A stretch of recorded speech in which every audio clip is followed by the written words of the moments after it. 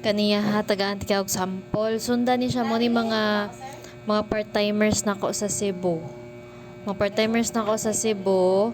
Pwede ni mo ni ingani nga format ko tiya. Pareha sama man ni sa imuha, dili man siya full-time busy kay inahan sa panimalay na apoy mga trabaho. Kani sample nako na si Coach Bern.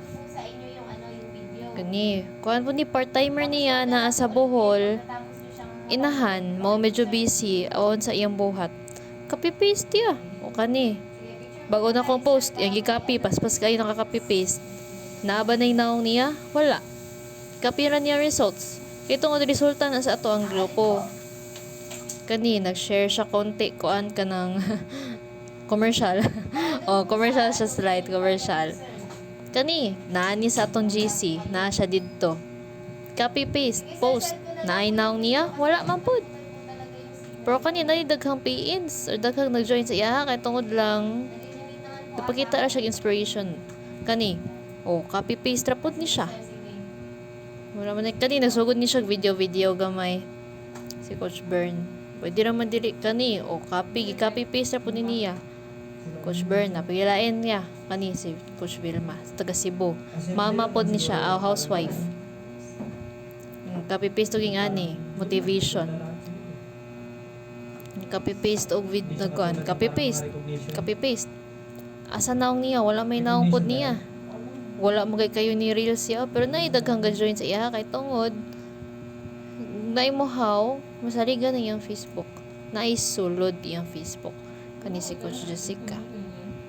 Kanina ani naong slide yung naka-picture gamay.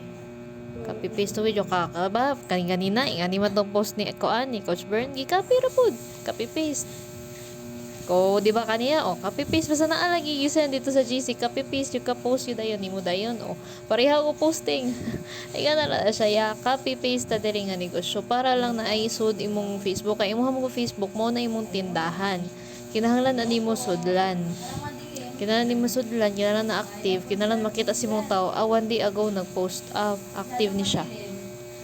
Compared sa imuha, May 4 pa, unsa na taron, June na, unsa na kabuan. Tag pa yun nako. So, ato ning kuan.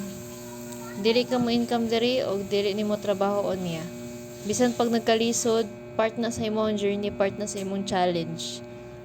Part na sa imong story actually mo nindot nga part nga imo ma-share pohon nga bisan pa og daghang balakid imong cellphone naglisod ka imong gyapon gipadayon ang business ana ba hunahuna nga kuha na siya challenge na siya to test you kung unsa ba yung ka deserve sa opportunity if imuha na siya makonquer if mo padayon gyud ka malagpasan na nimo let's say bisan pagod sa kalisod mo income ka basig ma-bless ka ni Lord og bago cellphone or unsa man gyud salig lang gyud og padayon action okay